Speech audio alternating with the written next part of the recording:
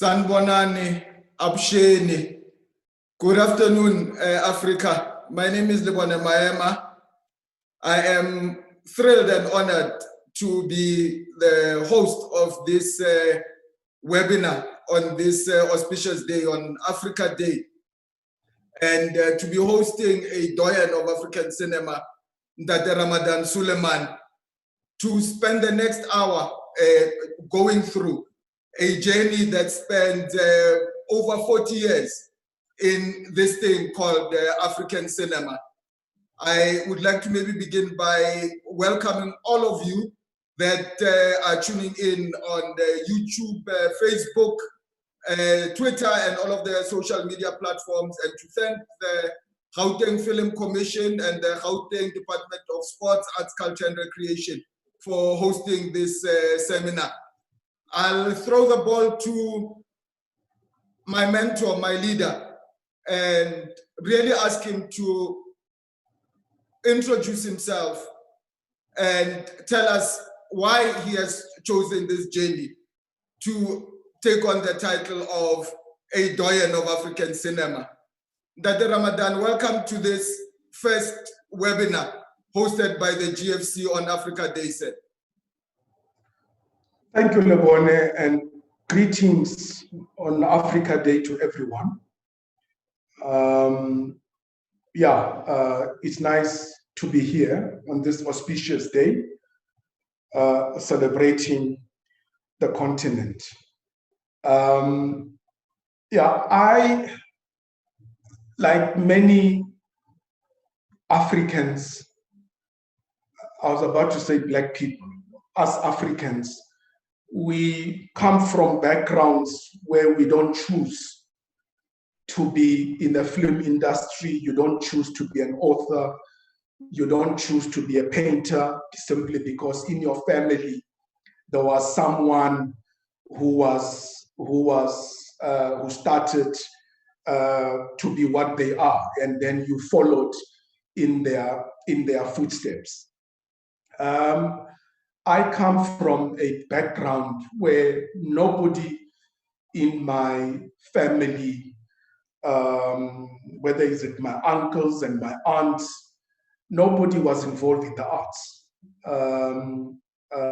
However, we used to go and watch movies on Saturdays, eating bani chow in Durban, since, if I have to mention bani chow, it's all about Durban. When we used to spend our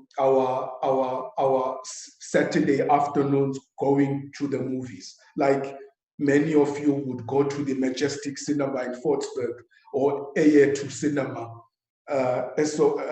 Soweto, to go and watch movies. So the inspiration might have come from there, but also it was through literature as well.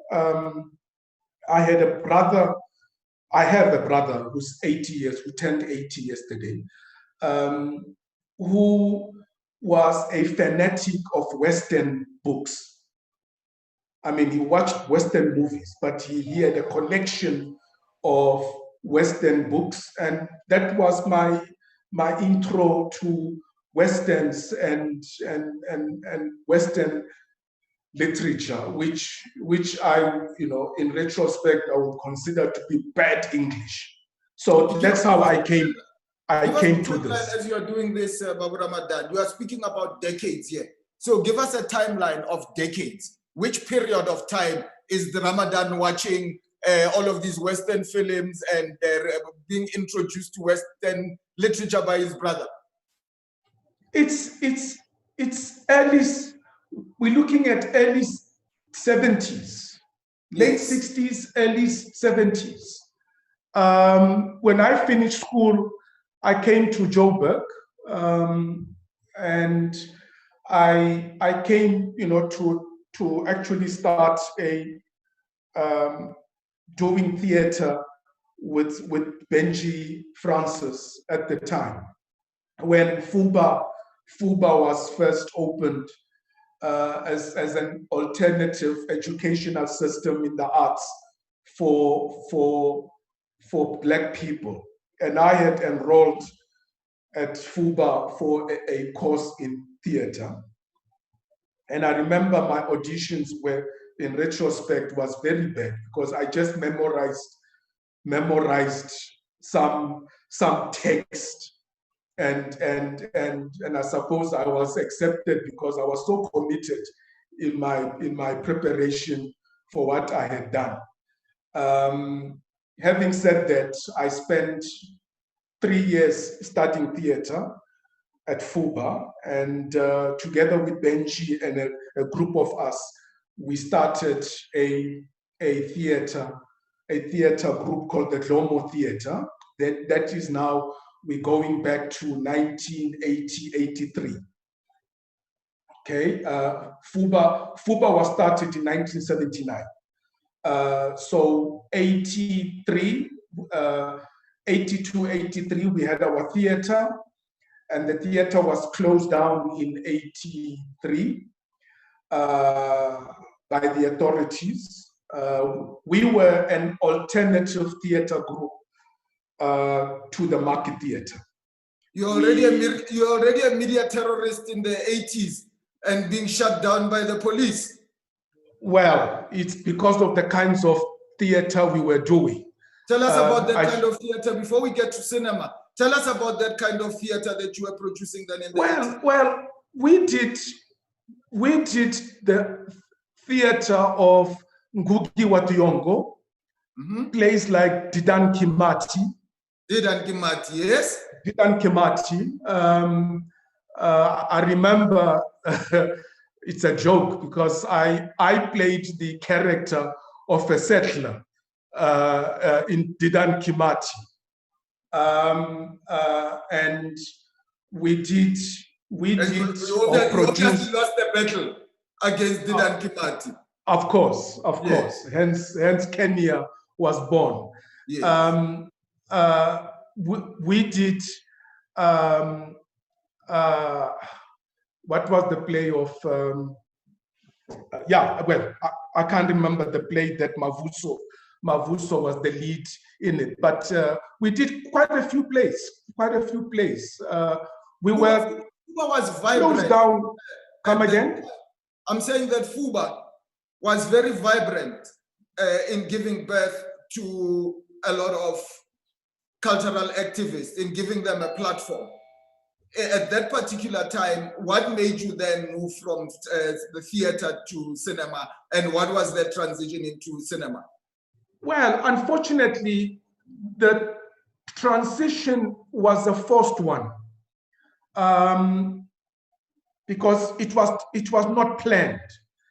And I found myself, when the theater was closed, it's like, what's next? Where do I go? I didn't have anywhere to go. I mean, the way it was closed, it was so abrupt that we were all caught unawares. And fortunately, the Dlomo Theater was organizing to actually have the first cinema workshop in partnership with the French embassy here in South Africa, which was called Direct Cinema. And it was supposed to have taken place at the Dlomo Theater. Because it was closed down, it was then moved to Wits. And since we were the ones who organized it, I became the first candidate. And then it was opened up to many others that did that workshop. That is how I got involved in cinema. I have had the pleasure, Dr. Ramadan, of seeing some of the films that you made as a student, walking around the street of what is today Newtown, Miriam Makeba Street, where the Market Theatre is today. Tell us a bit about those first films and your experience, and how making those films would then shape the future of Ramadan Suleiman. I remember my first 35-minute movie was Ezikumbe. You are referring to Ezikumbe. Yes, indeed. It's where the actual hotel is in Newtown, next to Newtown Mall, and the garage that is opposite the hotel. It all took place at that area there where you had the homeless who were living in this it used to be a hide where they used to dry skin, Yes. animal skin. Yes. And the Domo Theatre was not far from there. And that film just shows a obsession with the story of the marginalized, with the story of the people on the peripheries. You could have chosen to go and tell any other story as your first film, but the protagonists in that, the short documentary are children being followed, mothers who are just going about their daily business in apartheid South Africa. When you started telling those kind of stories, what was the influence behind the kind of stories that you started telling them and that you would tell as you then started growing as a filmmaker, having been part of this French cinema program? I did Ezikumbeni because it was a continuation of a play that we had done at that time called E Blue Strain, which was also looking at the homeless. And part of my research with that play was following some of those people who were living at Ezikumbeni. So I knew them, so I befriended them. So for me, it was a natural thing to speak to people that during the Dlomo Theatre days, we were together.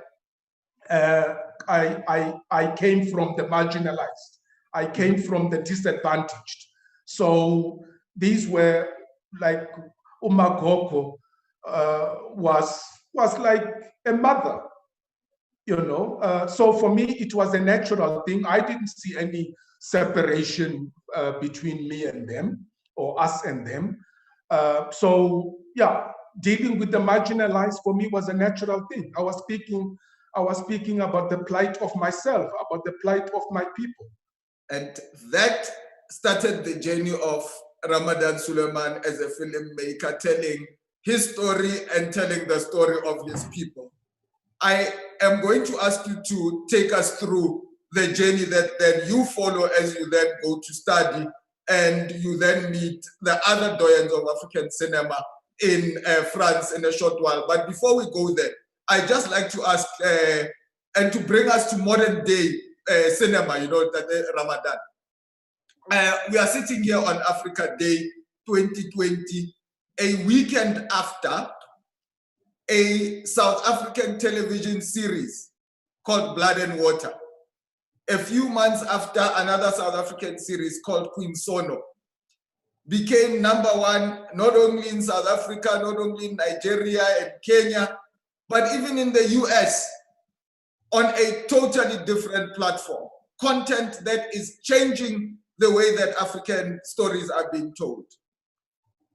If you are able to plot a link between the dreams of a young Ramadan Suleiman about to leave South Africa and what you are seeing happen today with African cinema and South African cinema in particular, what are your sentiments about this great content that these young African content producers are producing before we go back to you going to France to study? We need to be careful to look at African cinema as if it is those filmmakers of the 60s, 70s, 80s. It's like them and us. African cinema is still alive.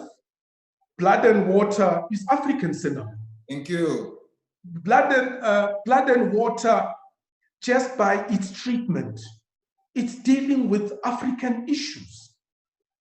Is there a narrative that distances? Is there a narrative that distances this Black excellence from our engagements of what we have defined as African cinema? Because in normal discourses of African cinema, there is this elitist mentality where African cinema belongs to the doyens of the 60s and the 70s, and there's a huge gap between the three generations of African cinema. Please, Ndate Ramadan, through plotting your story of how you fit in within these three generations of African cinema, can you contextualize what you believe is happening with the generation of today? Well, I think it's important to look at African cinema in context. Yes, sir. You had African cinema, which I had the privilege of being introduced through meeting Suleiman Cisse first in Paris and Med Hondo, with whom I befriended until his passing last year. For the benefit of some of our viewers, Babu Ramadan, who may not know who Suleiman Cisse is or who Med Hondo is, please also, when you mention some of these names, just share a little bit of who those people are without right, I will come back to them to define who they are. But you have African cinema that can be looked at in terms of generations. There's 3 to 4 generations. The first generation for me is African filmmakers of the 60s, 70s, early 80s, who were interconnected with the post-colonial cinema, right? Who were dealing with Africa in a particular context. And those African filmmakers were confronted with issues of telling their authentic stories, at the same time, reliance on French money. I have to use French because there was no British or German money. It was strictly French money. So they were telling their stories, but at the same time, stories that were determined by the French commissions that would determine who makes this movie, how much do we give this filmmaker, and to a point where those filmmakers, a certain number of them, were marginalized until there was a new group that came on board that were making a particular cinema. And that cinema, for example, if you look at the cinema of Burkina Faso with Mali at a given time, there was a certain kind of narrative that was emanating from those countries. And there was a boom that came with the monies from France, because France was now saying, this is the kind of cinema we are wanting to see. And that cinema was linked to ethnography, right? Which was confirming what France originally, with people like Jean Rouch in the 50s, 60s, who happened to teach certain African filmmakers how to make cinema. Many came from Cinema Verité at the time. So that second wave, you had people who were making a particular kind, hence there would be, some of them were termed as African Westerns, where you would see always the cliche of African women carrying water on the, with the clay pot, always 3-4, with baskets. And this fascinated the French because it was reconfirming to say, that's what we are wanting to see, because that's who you are. So just to segue, and I'll lead you on to that next part. At this point in time, young Ramadan Suleiman is growing up in KZN, while all of these doyens, for example, then Osman Semben, are beginning to make these cinema verite, observational documentary type of content.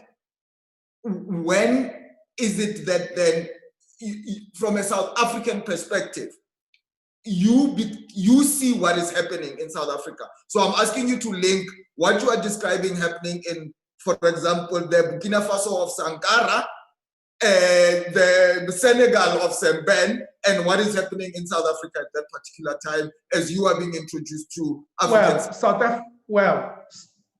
Africa was in the grips of apartheid at the time. The cinema that the 60s, 70s, 80s, just before the 90s. Don't forget that white liberals in South Africa were dominant. White liberals in South Africa were making movies about the black plight, right? That is what we were faced with. White people were making our movies. White people were telling our stories, your Jeremy Nathans, and so forth and so forth. So what I was going through, meeting the doyens in Paris and in Mali, South Africa was showing its cinema, but it wasn't us. We were not involved, right? I became involved. Let me go back a step in terms of how, linking myself to South Africa a bit later, yes, is to say, I had the opportunity of getting a scholarship to study in Paris. Mm-hmm. And my studying was toing and froing for 1 year. And then I got a scholarship to study for 2 years, again in France. I didn't have the opportunity of filling in a form to study. I want to go there, I want to go there. At the time, I was wanting to go to a famous school called EDEC, which is today called FEMIS. And unfortunately, I was too old for that school. But before that, I had actually applied to Pretoria Technikon as well. And Pretoria Technikon turned me down, right? So when I went to Paris, I met again, I have to say this, a production company ran by a filmmaker who was a member of the Communist Party. Right? I'm mentioning Communist Party. I think our listeners or people who are viewing this need to understand the importance of these political ideologies in those contexts, yes, compared to us in South Africa. Now, it was Jean-Patrick Lebel who was my mentor, whose wife was the editor of Med Hondo's Saraunia. Yeah. And I was then introduced to Med Hondo. Right? Who was the Mauritanian filmmaker. Right?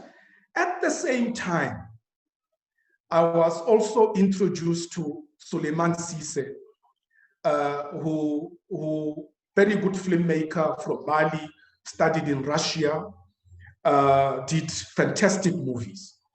Suleiman Cisse was in the middle of Yellen. I happened to be in Venice.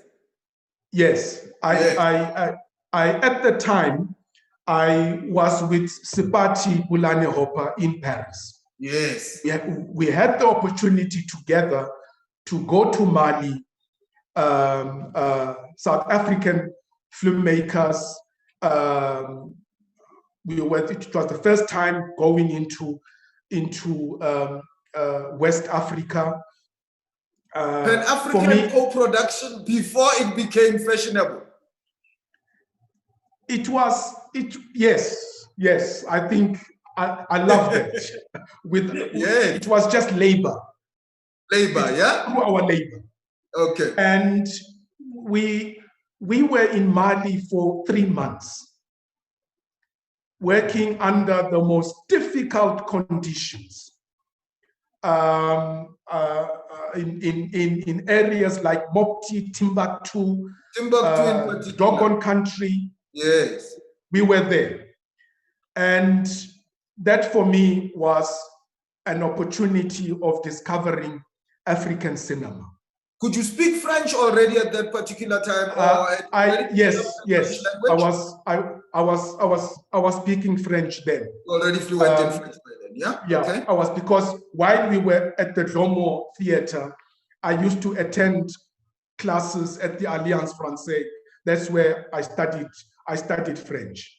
I think that gave you a lot of competitive advantage as well, Babu Ramadan, in terms of just being able to bridge the gap between the Anglophone and the Francophone split that you were talking about, your ability to speak. We've struggled when we go to a lot of, as South Africans, when we go to a lot of the West African French-speaking countries, just from a basis of language. For you to be able to work with the doyens, with Medhondo, with Suleiman Sise, without the barrier of language must have given you an advantage. It was for me a privilege, and also being thrown into the French environment. Yes. And again, apart from French culture, but African culture in Paris. For me, it was a real privilege. And it's important to say this is exile. It is not voluntary at this point, the time that you are spending in Paris. And I'd like you to contextualize it between how yourself, a lot of other South Africans, but also a lot of other African cultural and political activists found yourself in that political exile that made you, find a solution in working together. I must say that African filmmakers, or Africans per se, had this open arm tradition to working with other Africans. And I suppose the economic situation at the time, where you had many exiles in Paris, we were not alone. We were many. For me, it gave me an opportunity to understand the cultural environment, and also understand the history of the continent. It was in Paris where I learned so much about the history of the continent, to a point, until I came back home, where I was able to tell you the prime minister and the president in every African country, just living in Paris. I could tell you who's so and so, who's so and so, who's so and so. For me, that is what Paris, and how it was so dynamic. Even the in terms of environment allowed the spirit of that Pan-Africanism that you were speaking about to grow, because you were naturally together, you were going through the same challenges. I would say the same challenges that would have inspired that particular generation. And I'm trying to segue here to the process of Ramadan completing his studies and making his films, meeting another African doyen, Lionel Ngakane, and becoming a part of the Pan-African Federation of Filmmakers. Take us through that journey. Well, let me go back to 1986. Yes. Before going to Mali with Cisse. Yes.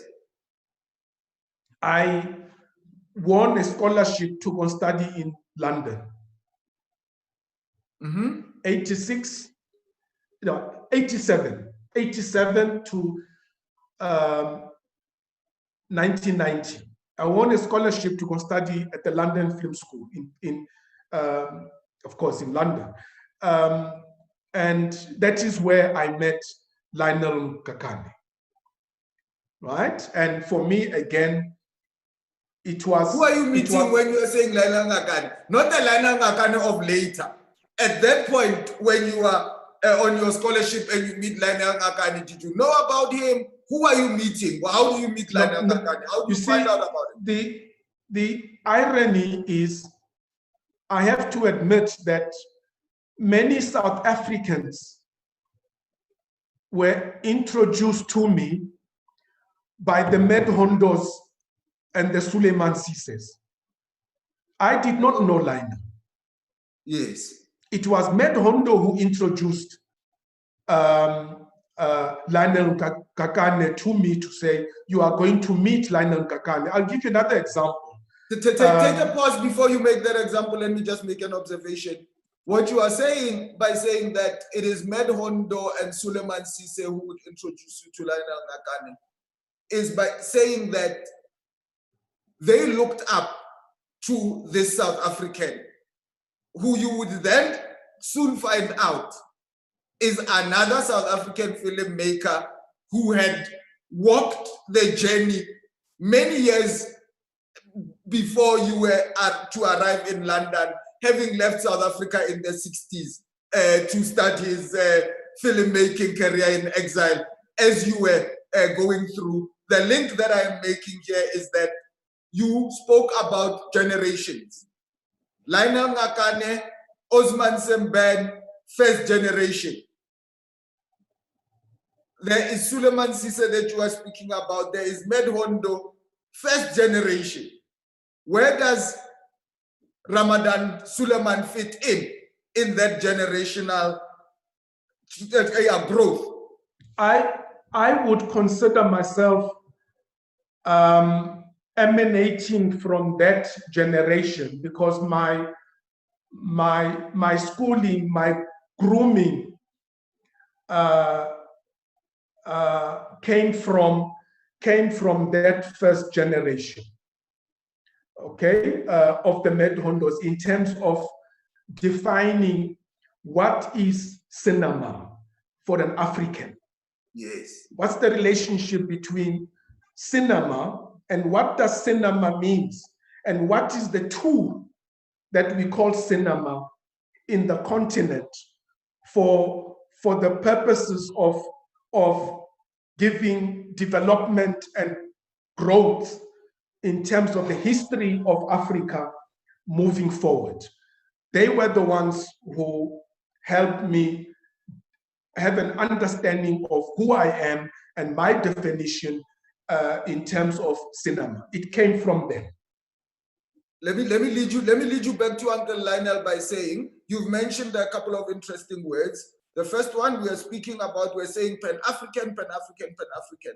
The second one you spoke about socialism, right? And the importance of that as a concept in how it defines the kind of world that you are living in. And then you were saying this generation of Pan-Africanist socialist filmmakers introduces you to this rebel called Lionel Ngakane that you meet somewhere around Portobello Square in the streets of London. So maybe let's go back to that part of the story. Lionel, for me, I think it's important to put Lionel in a context. Yes. Which unfortunately, again, it's unknown in South Africa that he was one of the founding members of a festival in Burkina Faso, which is Africa's prestigious festival. He was one of the founding members. There were three of them. It was Osman Sembene, Tahir Sharia, who was once a minister of culture in Tunisia, and Lionel Kakane. There were three of them. I can't remember who was the fourth one. Yeah, but these were the three people. Med Hondo was not part of it. Yes. Right? And this was in Carthage in those days, which is Tunisia. In 1958, right? No, I think it was a bit later. A bit later. Yeah. Okay. Yeah. But here is this individual, small in stature. Pralani was small, but huge in terms of his contribution culturally, Pan-Africanism, and cinema in the continent. Unfortunately, not respected in South Africa. Not recognized at all. Not recognized, right? Unfortunately, it's because of I'll make a very quick connection to that and get back to London and Paris and Africa per se, is that typical of us forgetting the past. Yes, sir. Right? In South Africa, we're very good in moving forward when we don't know who exactly we are, and so forth and so forth. So Lionel was a huge contributor, and of course, played an important role. It was good for me when I went to, through Med Hondo, through Cisse, when I went to Burkina Faso in 1987. Lionel was there on the platform. In 87, Lionel had been working for over 25 years. Yes. For me, as a South African, coming to a country in the continent and seeing somebody coming from my country, well respected. And it's important to mention that there was a table of elders at a hotel called the Independence. You come to these places for the first time and you see this group, about 4 or 5 of them, sitting around the table and having whiskey, and the table is, so you are only allowed, so there's Med Hondo, there's Sembene Osman, there's Lionel Ngakane. In those days, he used to smoke a pipe. Which Jibril Diop Membeti. No, but Jibril was not part of the table. Not, yes. No, he wasn't part of the table. There were about 4 or 5. Tara Sharia was also part of that table. So whenever you came in around the table, you would greet the elders. Yes. And you would be told very quickly that your time is up to move on, because you are not here to sit and drink with elders. You never touch the bottle of whiskey. I want you to go back before we come to First Park, because we're going to get there very quickly at the Ramadan. I want you to take us through to film school in London, and then to quickly move through to the opportunity for you to then make your first feature film. But I want to just speak about this table at the Hotel Independence for just a few minutes, because you and Lionel Ngakane took me to that table. It was Lionel Ngakane who personally made me understand that here I introduce you, and there's a point to which you are welcome and you must have gone after that. Individually, I feel that there are a lot of successes from that particular generation of elders that you are speaking about. And there were a lot of challenges, a lot of lessons to be learned from the mistakes that came out more than anything else from the fact that this generation did not win the war that they were actually fighting. It was a very difficult war that they were fighting. How does that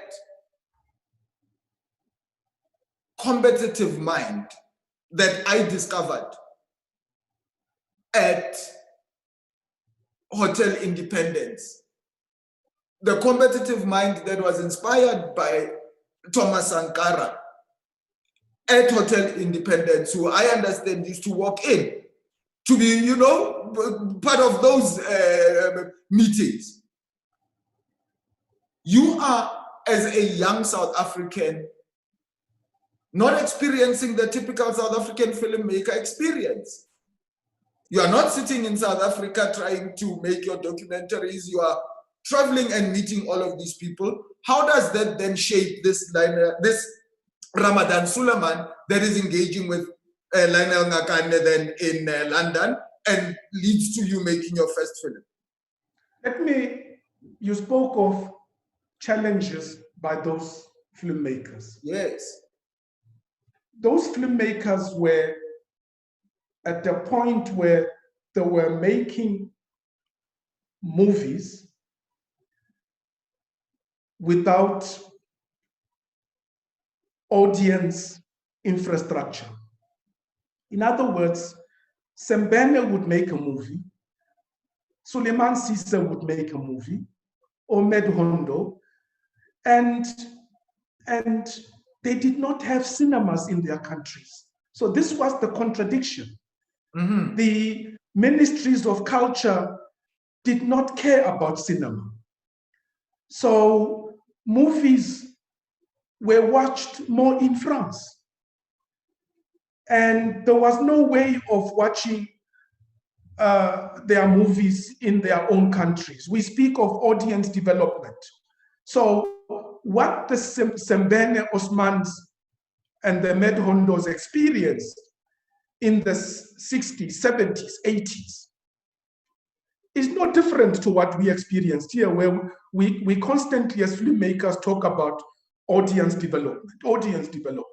So the Sisses and that generation were victims of circumstances where politicians were more interested in coup d'etats, politicians were more interested in theft, politicians were interested in development money.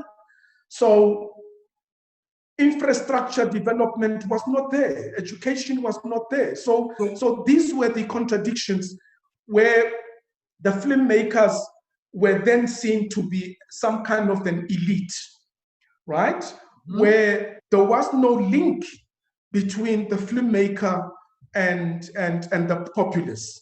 But what was happening with the musicians? I mean, it is in that particular era where you are seeing everyone from Fela Kuti to Manu Dibango to Hugh Masekela to Miriam Makeba. They are thriving in that particular art, right? And they are still telling those stories, and that art form is thriving. They are meeting and really cracking all of the boundaries. You are meeting Lionel Ngakane and you are with Medhondo and Suleiman Sisse.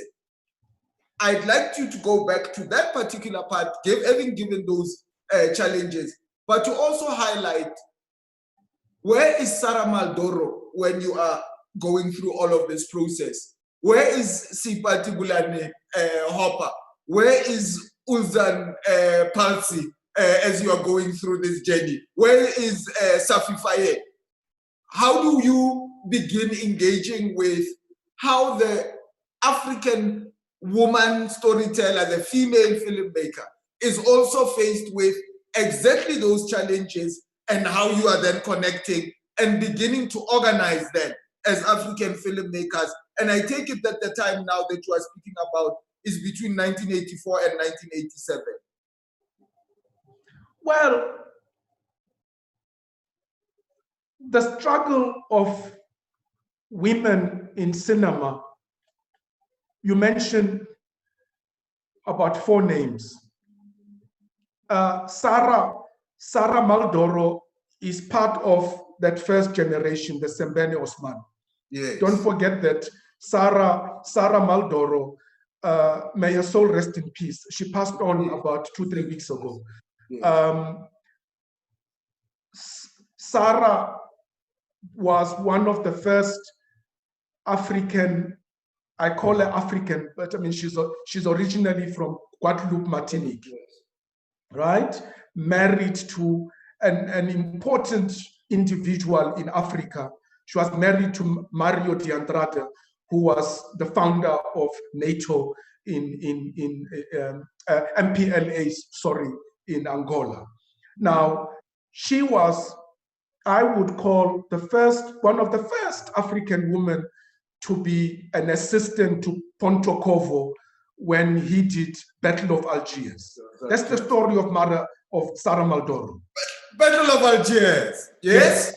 Right, now Sarah comes from there, and Sarah did quite a few moves. I would say she's one of the first African women filmmakers who's done quite a substantial number of films than Safi Faye, Sipati. I can't tell you how much she's done. But the struggle by women in this industry has not changed. Whether you go back to the early 60s till 2020, it has not changed. And I'm bringing this up because I want to go back to this story of blood and water when we wrap up this discussion, to link it to what we're saying. This is what we are saying is the flag. When you look at what the kind of films that are coming out of Mali, the films that won at Cannes last year, that are African films as well. We'll get to that. And they are being led by female directors. When you look at what is happening in the diaspora, I think that the baton is really being taken by the women filmmakers, and they are running to glory with it. But before we get back to that, we must be careful. Let me interrupt you. Yes. We must be careful to celebrate too quickly. Okay. I would warn every one of us to be careful. Yes. Right? Yes. There was a woman who won from Senegal, right? There's Nosipo, right? Who's part of Blood and Water. But we must be careful with 1, 2, or 3. And we start to jump to say women have arrived, have made it. All I'm saying is it's just a warning to celebrate, because we need consistency and continuity. We need not 3, we need 100 of these women. I so agree with you, Babu Ramadan. And I think the importance of this question for me goes back to exactly where I started asking this question. And it was in the context of where you were saying that around 86, 87, South Africa is in a state of emergency. I remember 86 and 87 as the years that we didn't go to school, the lockdowns of PW Botha at the time, right? And the images that I saw of South Africa, whether it was, newspapers or wherever, the images that I remember of South Africa were of oppression, violence. There wasn't a South African filmmaker that I could even think of or speak of at the time. Because you are all in exile, and well, there's Gibson Kente who's here and he's trying to do, his content and produces content there, but his theater is thriving. You guys are in London and in France. How do you begin organizing to the point where you then start producing your first feature film, which by some stroke of nature of Ramadan, you have the title of being regarded as the first Black South African feature film director to produce a film in post-apartheid South Africa, to produce and release a film in post-apartheid South Africa. Is that a correct title? And linking from where you met Lionel to that particular point where your first feature film is. I hate these first because it's like in Hollywood, we go and celebrate the first African American woman to win an Oscar. The first of no, we should be ashamed. We should be ashamed of these kinds of first titles, simply because they do us not good. But the truth is, Babu Ramadan, right? No other South African. Wait, Babu Ramadan. I'm just privileged, and I'm going to take that privilege here to say, when Fools was released theatrically in South Africa, it was a phenomenal change in, it was to change the way that South African films were. It was to chart a way for what was to become theoretically, narratively, what South African cinema theatre distribution would take, right? It was the first. But what it means is that before that, a lot of South African filmmakers were never given and were denied the opportunity to release the kind of films that Fools was for a very long time. And that's why you were in exile. So it's important to still highlight that milestone, to be able to highlight the point of there was no allowed release. Films were banned. I have a clip where people were literally, when reels were arriving in theaters, they were splicing and cutting up whatever was being thought to be controversial. Fools, no one was going to censor you with Fools. You had the total freedom to tell the story that you wanted.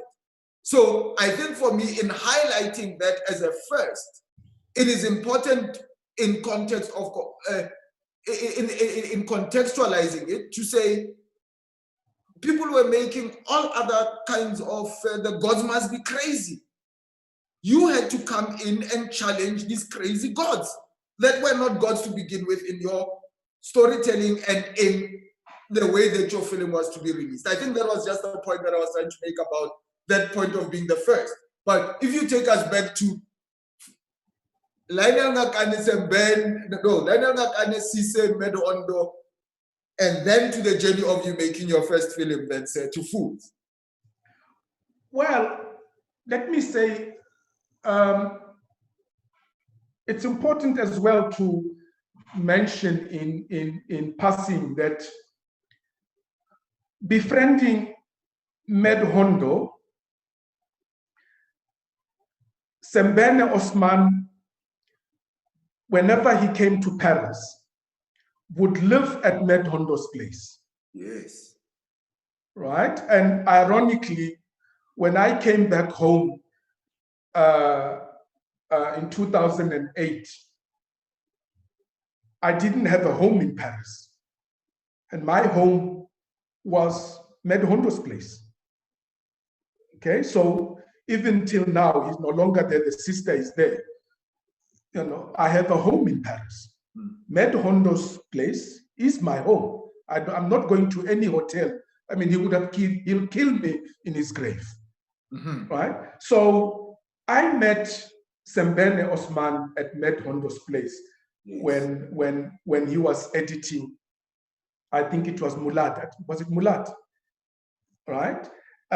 So for 3 months, every weekend, I would go to Medhondo's place and Sembene would be there. So I had this privilege of sitting with the two of them arguing, having good wine and good whiskey with the doyens of African cinema.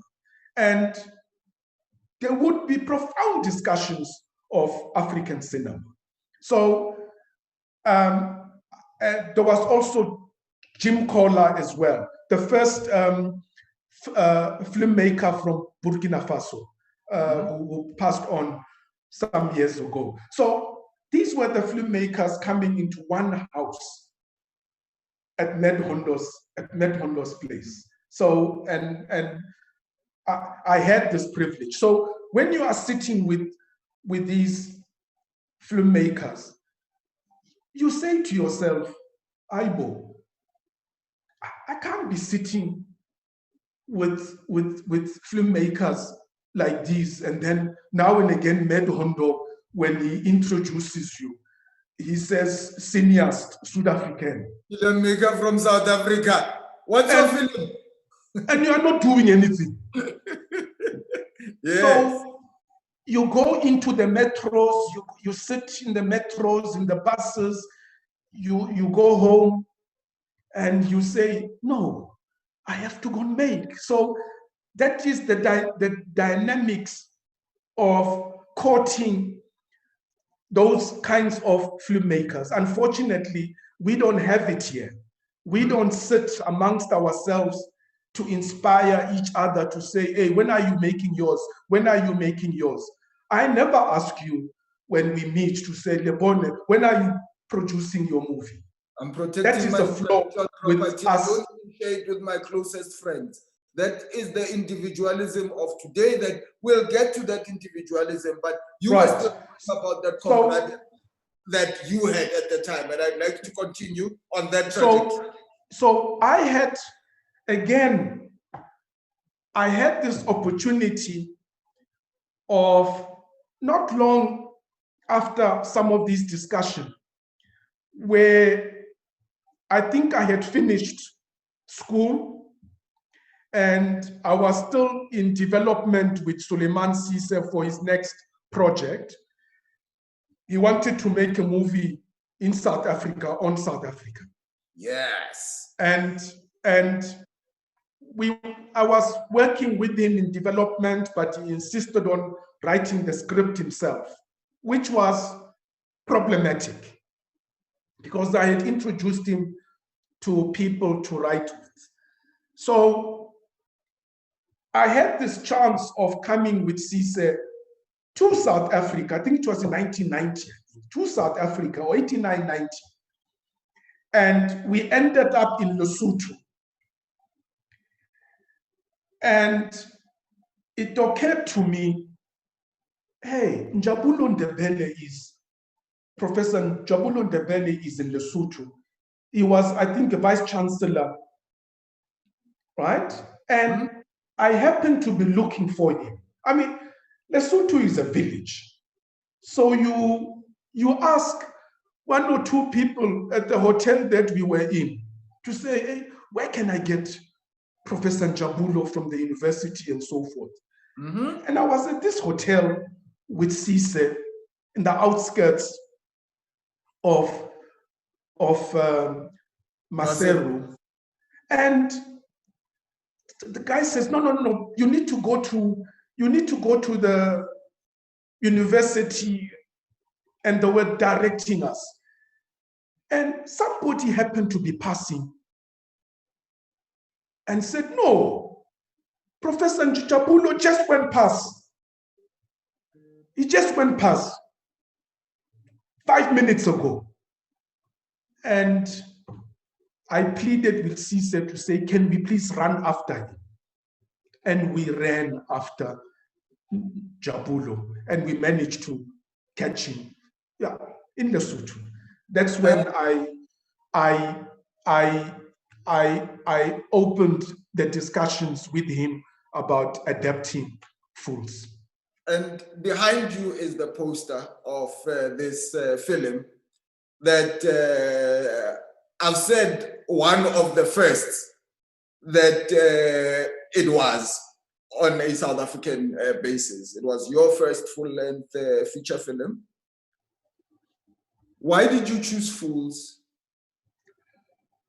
You were following in the footsteps of people like Osman Sembene who worked in literature. You mentioned that you had been inspired by writers like Ngugi wa Thiong'o, who had written theater pieces or translated literature into theater pieces. And your first feature film is a film that is based on a book, as you say, by Njabulon Ndebele, that deals with very, very difficult, very pertinent issues in the discourse of a South Africa that is about to go to its first elections. We're speaking here at the period where you are developing foods. I mentioned the last date of 1986 when there was the state of emergency. From that point onwards to 1990, South Africa went through so much turmoil in terms of the expression of its culture by cultural activists. The release of Fools, when you were imagining the release of Fools and you were still producing it, did you imagine that you would release Fools in a free South Africa? When you were meeting Njabulon Ndebele after you ran to him in Lesotho, did you imagine yourself releasing Fools then in a South Africa under the leadership of Nelson Mandela? Not necessarily under the leadership of Nelson Mandela, but don't forget that things were moving quite fast. Okay. Sometime 87, 88, 89. Yes. So there was a wind of change, to quote one of the American presidents. Mm-hmm. So that was the time for me. I knew that I was going to shoot it in Soweto. I knew that it would open in South Africa. But again, just a step back, you mentioned Ngugi wa Thiong'o. I met Ngugi wa Thiong'o at Ned Hondo's place as well. Yes. He did pass some time there as well. Now, all of them had adapted novels. Yes. Ned Hondo, Saraunia was an adaptation. Yes. Right? It's important to say that Sembene had the tendency of writing a script first, and the script would be turned into a novel. And then he'd make money from the novel and then make a film. No. The movie would be released separately. Okay, not Sembene was, in my view, a weird novelist. Normally, you would write a novel. And then the script. Yes. But Sembene, it was the other way around. Interesting, yes. It was only God's Bits of Wood, which was a complete novel on its own, yes. But so for me to adapt food. As you are speaking, do not forget Kwa Ansa. As you are going through this, the name of Kwa Ansa just came to my head as well. Please continue. Right. I adapted Fools because of the discussions filmmakers who have had the relationship with literature. Yes. I mean, I'll take amongst all of them the one who was a voracious reader was Med Hondo. Clear. Med Hondo was reading every day. Med Hondo, his last book, I remember, and the last time he carried that book was the day I last saw him at his house. And I remember him, I'm talking about relationship between cinema and literature, or filmmakers and literature.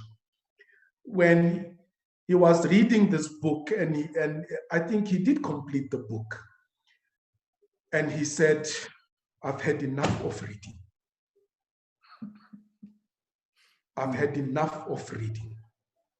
Right? So So to go back for me with such people who were involved in literature and wanting to adapt emanated from them. Why Fools? Then adapt the Fools Yes. into a feature film.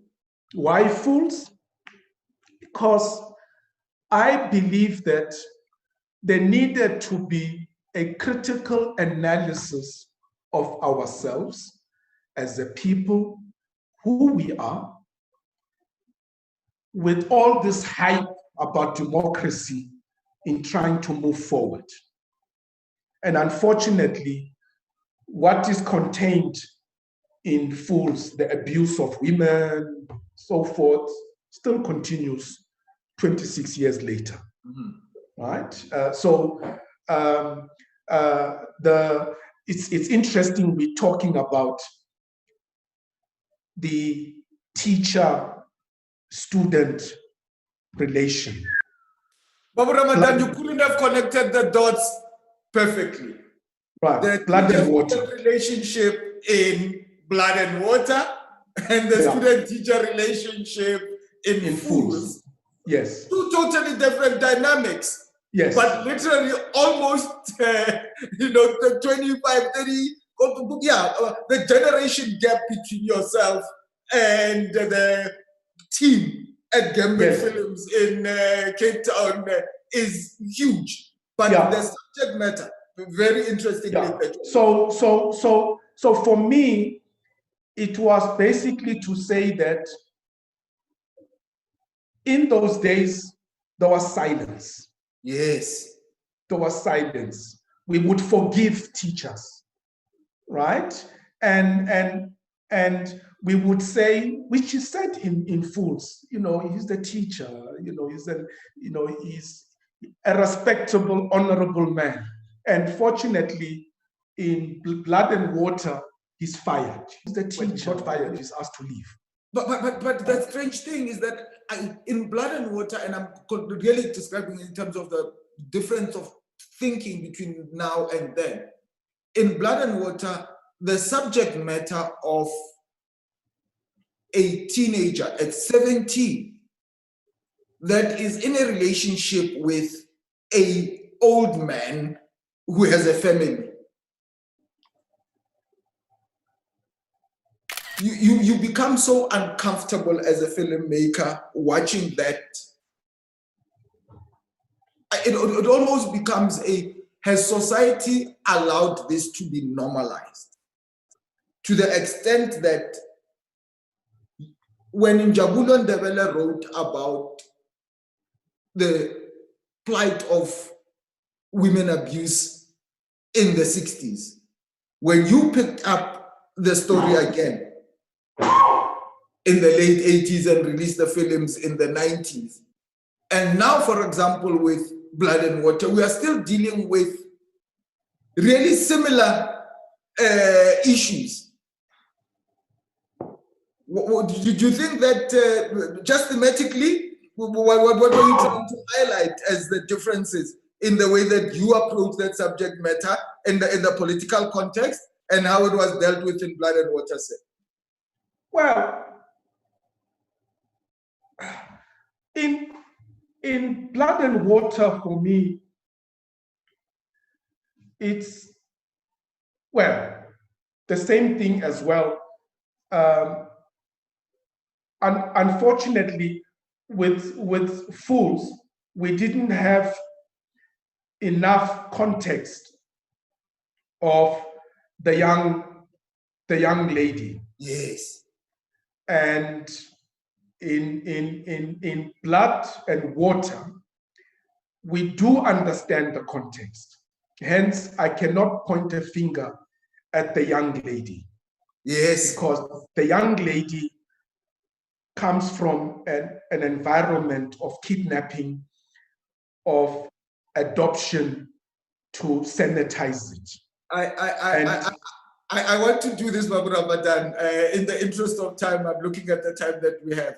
But I'd like to challenge, I'll challenge myself and maybe any other, student of African cinema that is watching this. I think what we have just spoken about, Dr. Ramadan, is a awesome thesis for some university student that somebody must go and fund.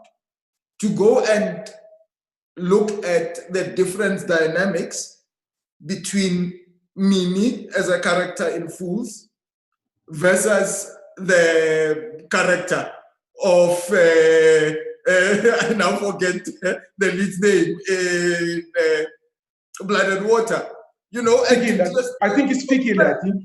Fikile, yes. Fix, yeah, fixation, right? Yeah. And to compare the dynamics of those two young women with a story that stretches back from the 60s, literally. A teacher and a young girl, and today in 2020. Very interesting dynamics. The more things change, the more they stay the same. Tell us about the journey of Fools. What does Fools, making and releasing Fools, teach you that you then take into making your second feature film, Zulu Love Letter? Well, I just feel that we still live in a country where we are not in control. What do I mean by we are not in control?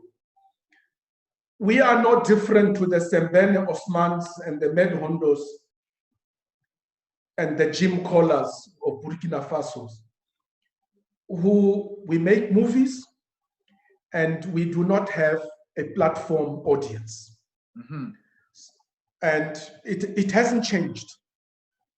And hence, when one made Fools, even Zulu Love Letter, one assumed that the people would love it, that people will go to the cinema and see themselves. And I believe at times we South Africans, I think, have had so much pain in our lives that to see something else with another form of pain, it's too much to bear, right? And I'm talking about why are South Africans not going to the cinemas to watch our movies? Have we done enough to prepare our audiences to watch our movies? Or is there something wrong with our educational system compared to the Nigerians who flock to watch Nigerian cinema that we consider as being poor? So let me ask you to be specific, Barbara, and guide you through that answer, because I want to talk about maybe through this. The first time that I met you I was a fresh distributor working at the Film Resource Unit. We were the first company to acquire rights for distribution, for theatrical release, and for television for a lot of the African films at the time. And Fools was one of the first South African feature films that we acquired. But at the time, we did not have the theatrical release rights to Fools. I remember not understanding what that meant in the contract. We had non-commercial exploitation rights. I am divulging contractual details here. It was technical at the time. In 1997-98, or even earlier, who had the distribution rights to Fools? Fools was released on 24 prints, if I remember correctly, nationally.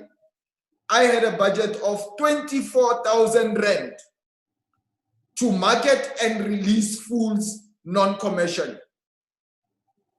What was the biggest learning curve as a distributor for me to release Fools as my first feature film was that I discovered an insatiable appetite for South African content, for African content in alternative venues. We were not showing Fools in mainstream cinemas because of those rights that we had. So we took you to Alexander Kopano Hall and packed it to the brim with kids outside of the windows, wanting to see Fools, proving that there's an audience, but that the infrastructure and the mentality of the South Africa at the time did not support and allow for filmmakers like Ramadan to be able to make a living out of releasing their films. That important, and that's why it was important to highlight Fools as a first. Many other filmmakers would go through exactly the same challenges that Ramadan Suleiman would go through, and they are still going through exactly those same challenges today. I was asking what were your learnings from that theatric release of feature film of your first feature film, Fools, that you then took on into your next feature film, Zulu Love Letter. I just segue, but I think that was the question, the connection. Well, there wasn't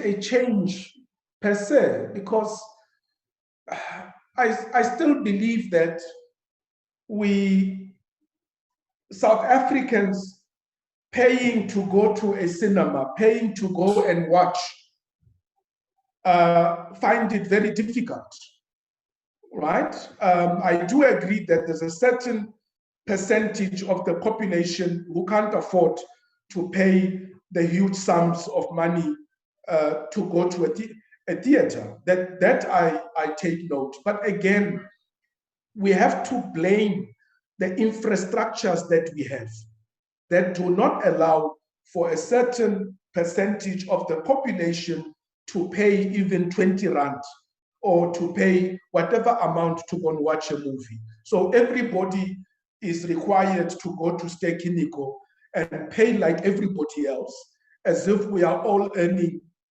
10,000, 15,000 a month to be able to afford once a week to go and pay to watch a movie in the theater. So there is this discrepancy that exists in our society, and we put everything into one basket. I mean, it's like expecting everybody to go to Woolies and do their shopping, and it caters for all, and yet wages are not the same. It was important for us at the time in the alien mid-90s to develop this thing called audience development programs. It's very strange. The technology was different at the time.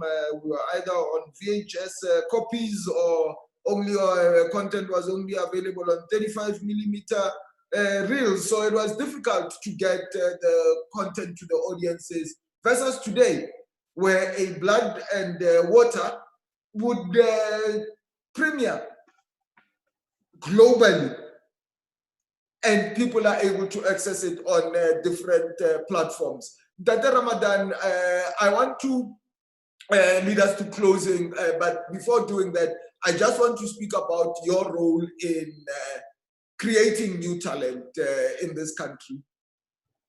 Shomla Dandala's feature film debut was in Fools. You had people like Tembi Siete also having their feature film debut. In Fools, you had people like Dambisa, you had people like Patrick Shai adding to that cast and crew.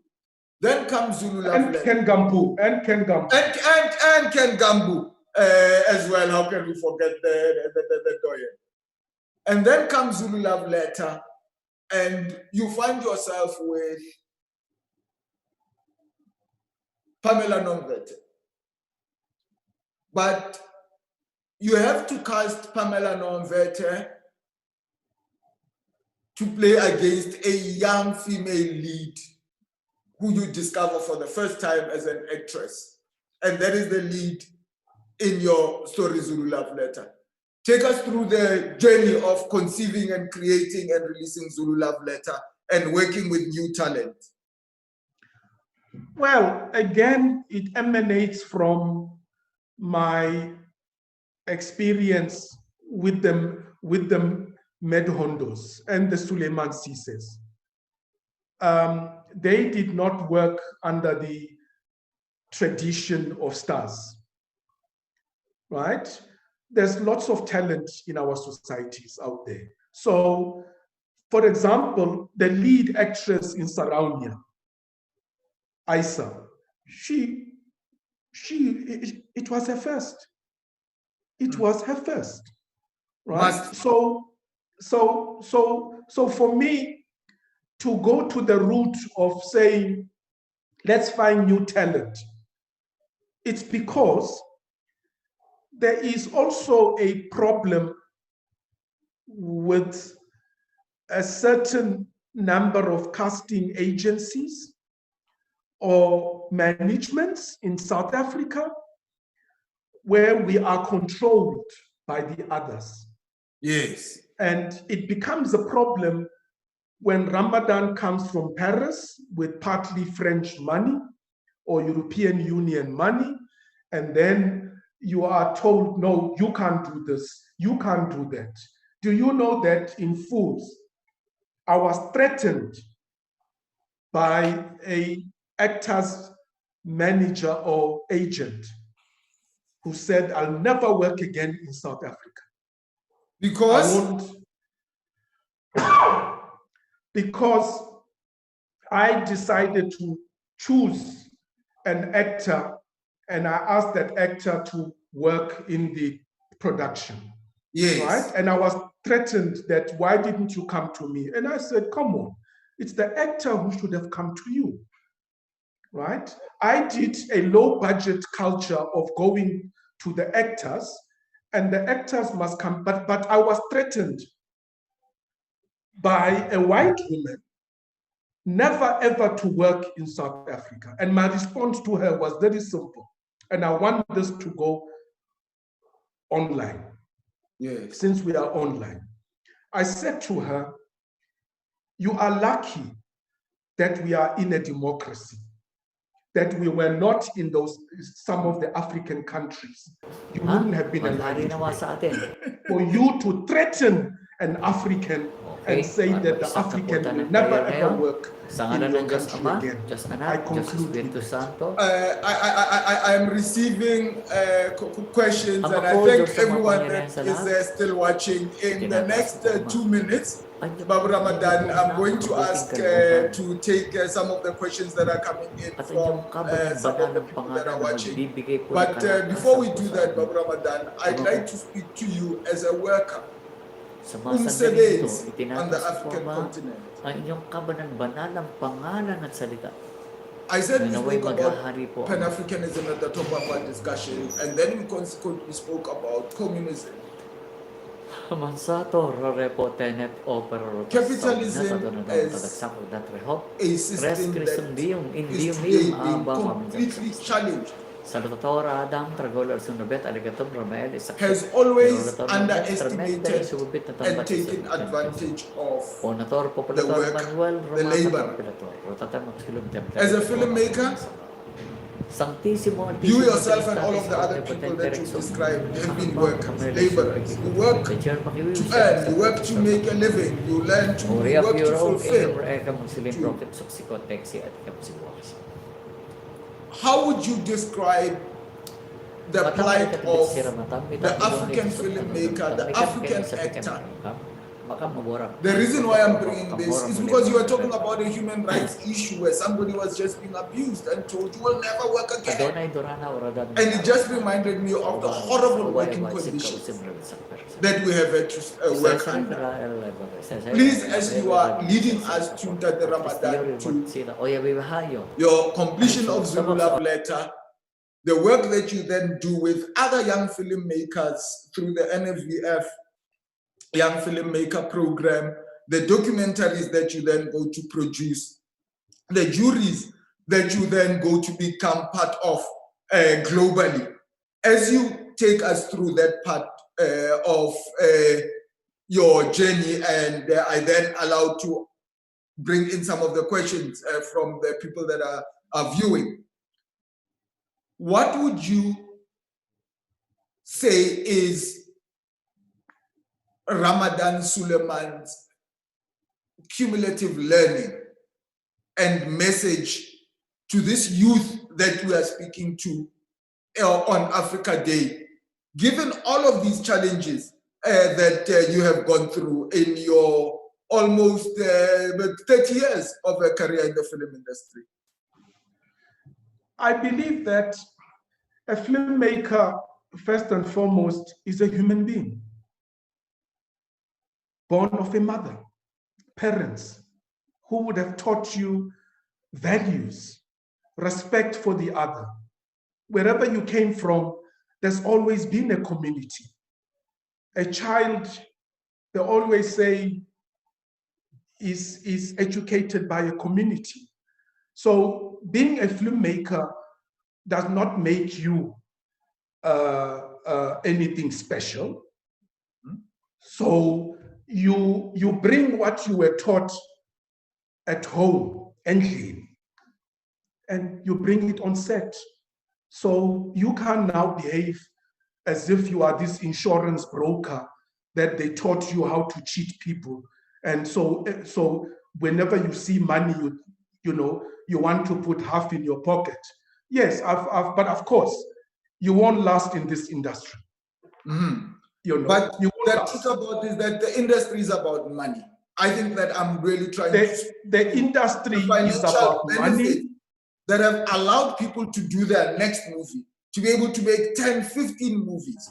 What were the financial, what rights between exploitation rights, between the rights to establish our own distribution networks? What is your sense about the fulfillment that African filmmakers have gotten from over these 30 to 40 years of African cinema working in the industry? Well, you're dealing with many areas there, which firstly, I think it is wrong, especially in South Africa, for a filmmaker to want to start making a movie without the budget being confirmed in the bank in order to pay people. Mm-hmm. Please do not start your shooting. And then you say to people after a week, after 2 weeks, that the NAVF have not paid, DTI has not paid, or KZN Film Commission have not paid. All I'm saying is, if you are the producer, please don't start, because that is bad in terms of trust with the people that you are working with, because they have put their trust in you and they have come. They wake up in the morning, very early in the morning, to come to set, and come month end, you then tell them stories when you knew from the beginning that the money is not in the bank. So that for me is completely wrong. With filmmakers like Ned Hondo, Suleiman Sise, I've known them not to start without guaranteeing the crew and the actors their money. I think because the consequences would be dire when the minister or when the president in Africa, you have to work very closely with the prime minister, with the minister of culture, and the president, and the defense force. So because they are your protection. So all these people, if they hear these stories, you are in trouble. So I think I want to stop you, because I think the role of the producer, of the African producer versus the role of the director, is a very important discussion that I think we want to have another time. But in the interest of the 10 minutes that we still have, I'd like to just go to some of the questions that have come in from some of the people that are viewing this, from our own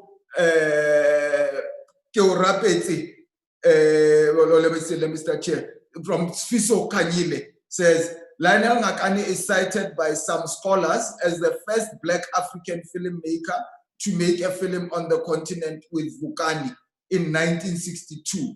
How true is this? I've not seen that film. I've not seen that film. It would be appropriate. I know of the one that he shot in London. Yes. Lionel, for me, I'm open for correction. I don't have the facts. When Lionel left and went into exile, when he left, he wasn't a filmmaker. Not at all. He was a performer. He became a filmmaker when he got to London. Yes. And how he became a filmmaker as well is when the ANC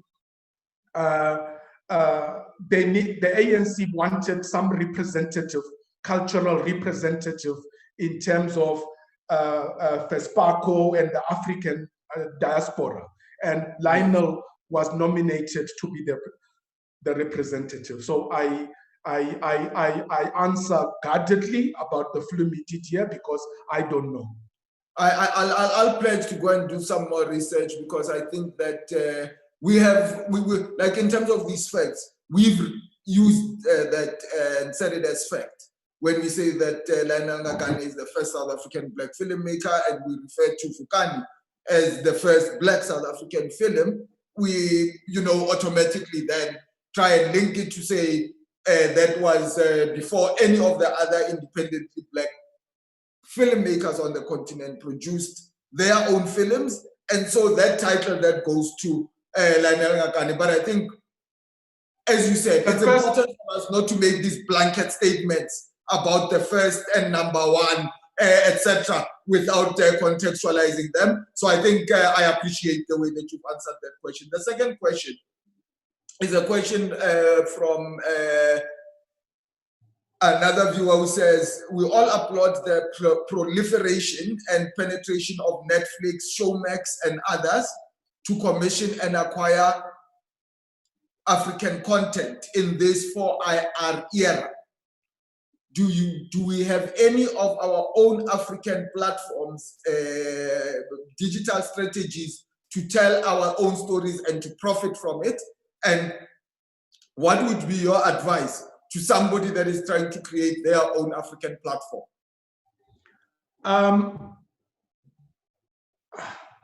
The digital world, 4IR, the fourth industrial revolution, has democratized access. But at the same time, we must be careful because at the end of the day, it's all about money. It's all about money. I welcome Netflix in the South African environment.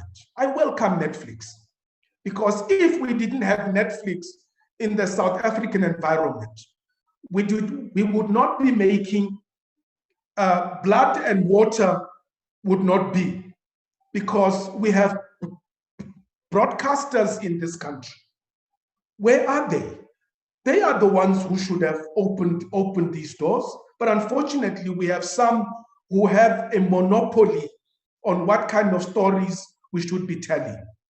So I am open for democratizing digital waves, for me to be able to pay so little, 99 Rand, and be able to see Blood and Water, whereas the others, you are paying almost 1,000 Rand per month, right? So these are the discrepancies we are faced with. But you are allowed to go online and form your own. But please, we need to be business-minded.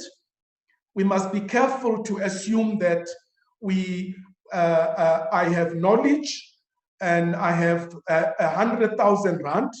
I can open a television channel when content is expensive. You can see the quality of the content of Blood and Water. You saw the content of Queen Sono, right? And what we normally have from our national broadcaster, the House of Lords, right? In terms of budgets, right? So all I'm saying is Why did we not come up with these business models 5 years ago, 10 years ago, right? So the Netflixes for me have democratized. Why am I saying that? Here is it, Blood and Water is #1 in the US. When were you ever, do you think Disney would have allowed you that? Disney has refused you ever. It's changed the way that things will work. Disney would have said, what? Go and put Denzel as the lead instead of you having Kangube as Babu Ramadan, we have to wrap up, and I have to wrap up on this particular note. We have not spoken about another mentor father of mine in this discussion, Haile Gerima. We have not spoken about Jibril Diop Mambeti. We have not spoken about Idrissa Ouedraogo. There are so many other colleagues of your generation that we have not even spoken about. I'd like to urge you to go and teach at a university when you have time in the next couple of years after you make your next film. And I would like to thank you for having participated on this Africa Day in this session for the Gauteng Film Commission and the Department of Arts and Culture. I'd like you to close, Babu Ramadan, by giving a message to Nosipo and the team at Gambit Films, to Kagiso Temzin and the team at Di Prente, to Vusi Africa, whose film was not released because of COVID 2019. To every other South African filmmaker out there, Leila Swart, Jamil, Mantla Dube, you carry the baton from a generation, and there's a new generation of storytellers that are faced with similar challenges under different contexts. Can you close with a message from Ubabu Ramadan to this young generation of filmmakers? Well, for me, it is important that Kagisos, Nosipo, and Joshua Bradley and his team out there who have raised the bar for all of us. Okay? They have raised the bar for all of us. And I think the lesson that they are giving us is to say, we're not working hard enough. Can we please work hard enough? That's one. Two, can I please plead with filmmakers? One-man band is over. Please work as a team, regroup, and get yourselves together and refine and define those scripts. Make sure those scripts stand out. And you saw with Blood and Water. That script is so intense. My daughter was asking me, why are you following so interested the story, or like a high school story? And I said, it's not a high school story. The story is bigger than just this.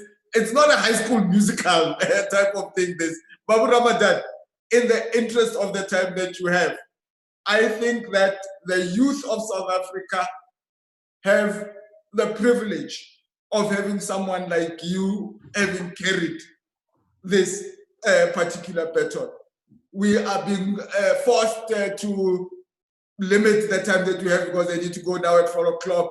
And so I have to thank you and to thank the Gauteng Film Commission and the Gauteng Department of Sports, Arts and Culture and Recreation, and to say that there will be other sessions that will be taking place on this same platform, hosted as part of the Africa Day celebrations tomorrow, as well as the following day, with, for example, people like Vincent Moloi, with people like Kagiso Lidiga themselves, sharing their experiences. Ours was just to bridge the gap between the generations today. And I really am grateful and honored to have had your time, Babu Ramadan. I look forward to doing this again on bigger and better platforms. Thank you very much. Thank you. Thank you. Thank you.